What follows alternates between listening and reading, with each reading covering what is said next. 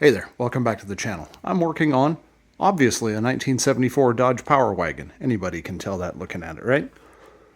One of the next things I really want to do is I want to get a radiator in here so I can start up this engine and check for any problems with it while it's in this state. It's much easier to work on it like this than when there's fenders and a cab on here. So in order to get the radiator in, I need to get a core support onto this. So let's go take a look at the core support. Here's the core support I have for it. It's actually the better of the two.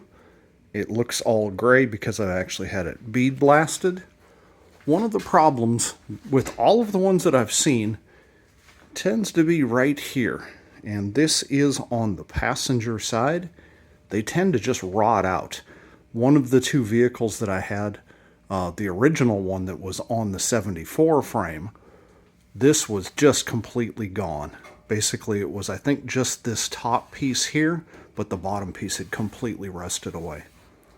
Now, I had a media blast this so that I could take a look at it and do any fixes that needed to happen before I get it coated. But if you take a look here, let me get some light. You can kind of see in there, maybe, if I can get the light right. There is some big flaky rust.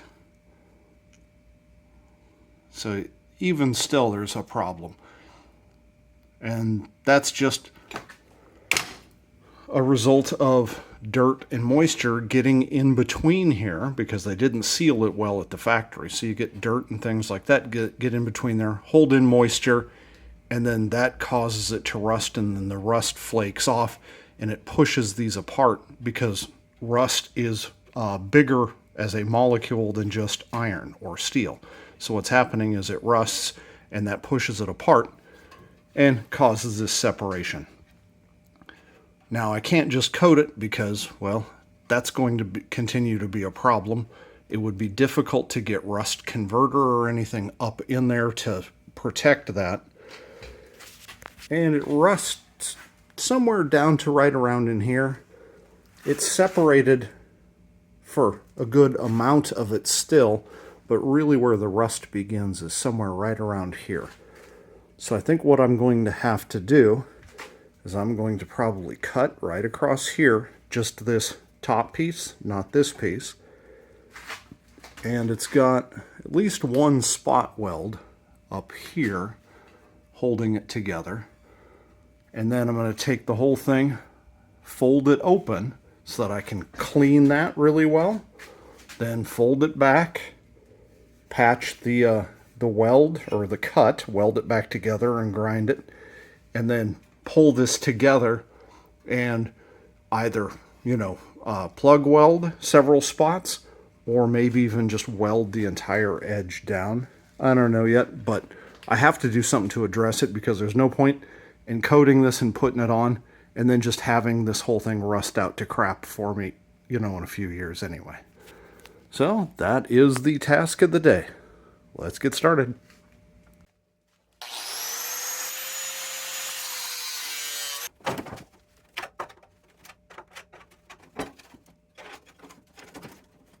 Alright, as I'm prying this apart, I doubt you can see it because they're real hard to see, even with my eyes.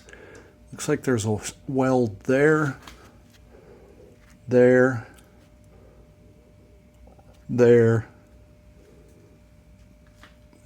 probably somewhere right in here, but basically there are several spot welds down through here that I'm going to have to drill before I can get that apart. When you start prying it, they become pretty obvious where they are.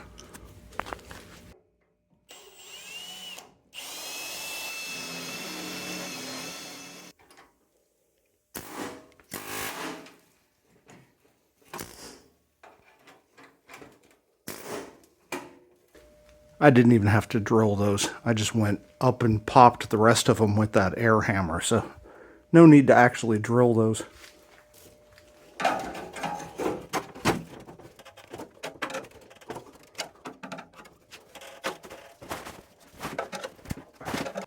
Now you can see a lot better what's going on in there. So all of that needs to be scraped, cleaned, and coated, and then I can pinch it back together and weld it. Because of the thickness difference, this is much, much thinner here than this. And because we have a nice curve here, so it's not going to want to unfold on that curve, I'm just going to cut through right here so that the thin part here, I can fold this direction, and then this section here right by this core support, I'll then fold it out this way. So I've got to cut through both layers somewhere right around here.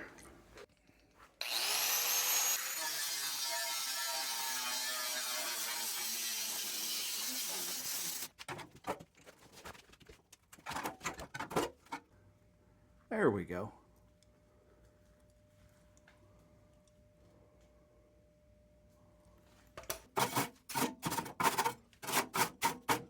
Because this is going to get powder coated, so it's going to get baked at, a few hundred degrees, I don't want to just use standard paint in here because it'll just burn off.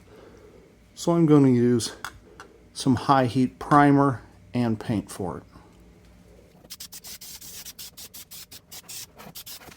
If this had been really bad, what I would have done is I would have just cut it off right along that seam, thrown away all the garbage, and then welded in a piece of, I think this is probably 18 gauge.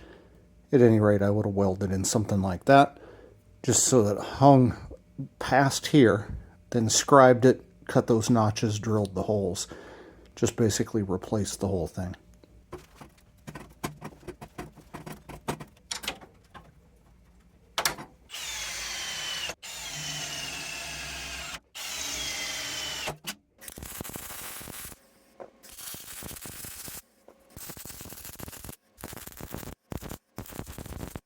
Alright, I think that's good enough for at least now. I'll take a look when I lift it up and it cools off. I do still have to flip it over and do the other side of this one, so the thinner sheet up here. Once those are all cooled and everything, I'll come back with a flap disc, grind them all smooth, get those prepped, and then I'll take a look and see if I need to do any more plug welds or decide if I'm going to edge weld this.